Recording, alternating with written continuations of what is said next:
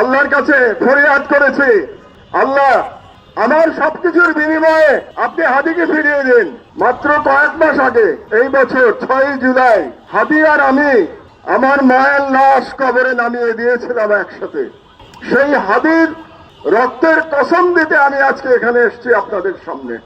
সেই হাদি আমাদের জুলাই বিপ্লবের প্রতিচ্ছবি। জুলাই বিপ্লব অনেক ষড়যন্ত্র সত্ত্বেও যে এখনো পরাজিত হয় নাই তার প্রমাণ হাদি। সেই হাদি এখন শুয়ে আছে এবারকে আর হাসপাতালে, লড়াই করছে আমাদের মাঝে ফিরে আসার জন্য। আমি আজকে ফজরের নামাজের সময় আল্লাহর কাছে ফরিয়াদ করেছি, আল্লাহ আমার সবকিছুর বিনিময়ে আপনি হাদিকে ফিরিয়ে দিন।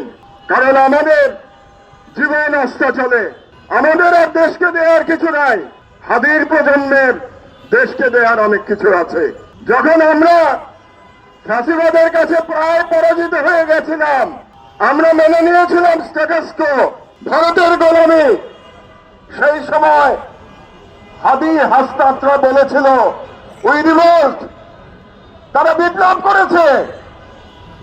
করেছে ভারতীয় আধিপত্যবাদ এবং হাসিনার ফ্যাসিবাদের বিরুদ্ধে। দুর্ভাগ্যের বিষয় হচ্ছে আমাদের প্রজন্ম জুলাইকে বিপ্লব বলতে চায় না। কারণ জুলাইকে বিপ্লব বললে তাদের স্ট্যাটাস কো বজায় রাখা যাবে না, এস্টাবলিশমেন্টের স্ট্যাটাস কো বজায় রাখা যাবে না, দুর্নীতি বজায় রাখা যাবে না, গোলামি বজায় রাখা যাবে না। এই জন্য জুলাই তাদের কাছে শুধুমাত্র একটা অভ্যুত্থান, বিপ্লব নয়। আমি প্রথম দিন থেকে বলে এসছি জুলাই আমার কাছে বিপ্লব। সেই ফাঁসিবাদের রুট নিক্ষেপ করতে হবে বঙ্গোপসাগরে। ফাঁসিবাদের কোন আইকন আমরা মানি না। আমরা বাংলাদেশের স্বাধীনতায় বিশ্বাস করি, বাংলাদেশে কোনো বিভাজন আমরা চাই না। টানা তৃতীয়বার অর্জন করেছে দেশের সেরা সুপার ব্র্যান্ড স্বীকৃতি বসুন্ধরা টিস্যু। দেশের সকল বিভাজনের ঊর্ধ্বে উঠে আমাদের জনগণকে ইস্পাত কঠিন ঐক্যে সমস্ত দেশীয় এবং বিদেশি সম্প্রসারণবাদকে মোকাবেলা করতে হবে। যেরকম মোকাবেলা আমাদের তরুণেরা 36 জুলাই তারা করে দেখিয়েছিল যে তারা পারে। তারা বুক পেতে দিয়েছিল, আবু সাঈদের মতো মুগ্ধরা, ওয়াসিমরা বুক পেতে দিয়েছিল। তারা বলেছিল বুকের মধ্যে দারুণ ঝড়, বুক পেতেছি গুলিকর। আমিও বলতে চাই, এখানে যদি ফ্যাসিবাদের কোন দালাল, ভারতীয় রয়ের কোন শুটার উপস্থিত থাকেন, আমি বলতে চাই আমি দাঁড়িয়ে আছি উন্নত শিরে, পারলে গুলিকর। আমি দাঁড়িয়ে আছি এখানে।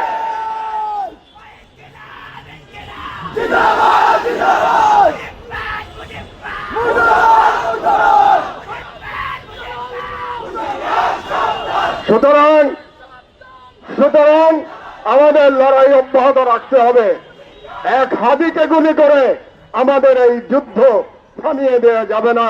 আমাদেরকে আজকে সকলকে সম্মিলিতভাবে বলতে হবে আমরা হাদিরকে ফলো করে আমরা আমাদের মঞ্জিলে পৌঁছে যাব ইনশাআল্লাহ।